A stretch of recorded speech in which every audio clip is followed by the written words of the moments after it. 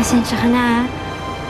Nakaalis ka na kasi nung alala ko na today pala nakaschedule yung immunization ni Eva.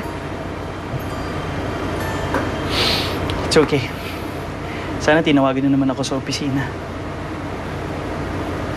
Sorry talaga. Next time, magpapaalam talaga ako sa'yo agad. O sige, magbibis na kami ni Eva at magpapahanda na rin ako ng dinner.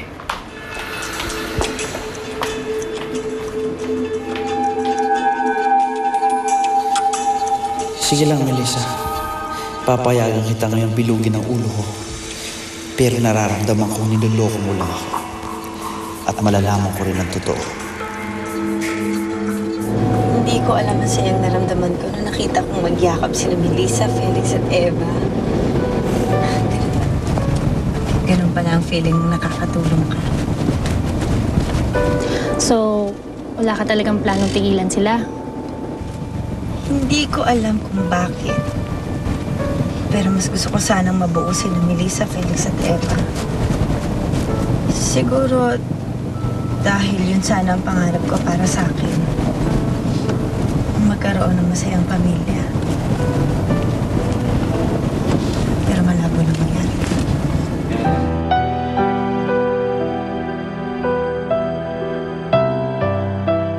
Ano naman ang nakain ng Melisang yan? At anong pumasok sa ulo niya at pinatawad ka niya?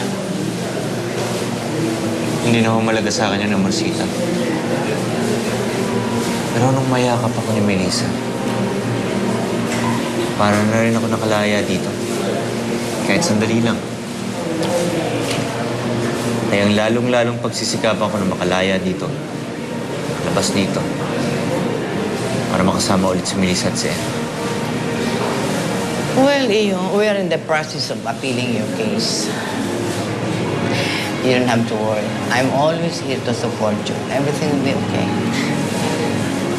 Salamat, Marcita. Ay, and Marcita, if you won't mind, yung mga savings ko tsaka investment, pwede hong pakilagay sa trust fund ni Eva para ho sa apo niyo.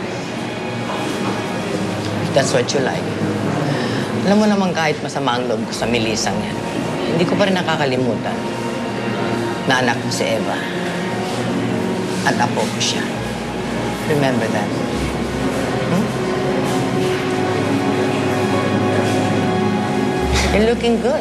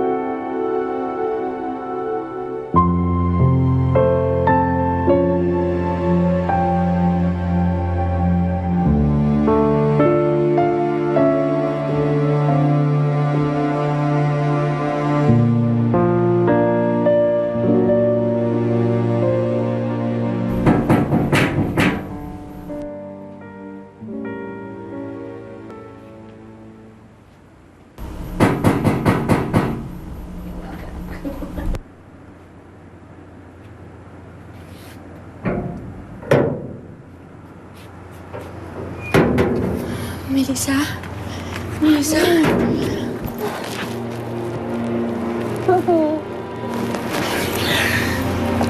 Mami, hindi ka na dapat nagpunta dito. Baka makita ka pa ni Roberto. Lisa, hindi kasi kita matiis eh. Pero alam mo, Ami, sobrang saya ko pa rin na nakita kita. Ikaw lang kasi mapagsasabihan ko tungkol kay Felix eh. Ano ibig mo sabihin? O ayan, pahiram ko muna sa itong bag ko Pero iingatan mo to. Bigay kasi sa akin to ng daddy ko kahapon. Ano nyo? Ang ganda.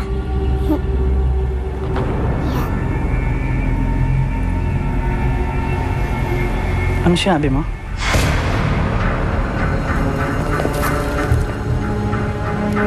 Bigay ito sa'yo ng daddy mo kahapon.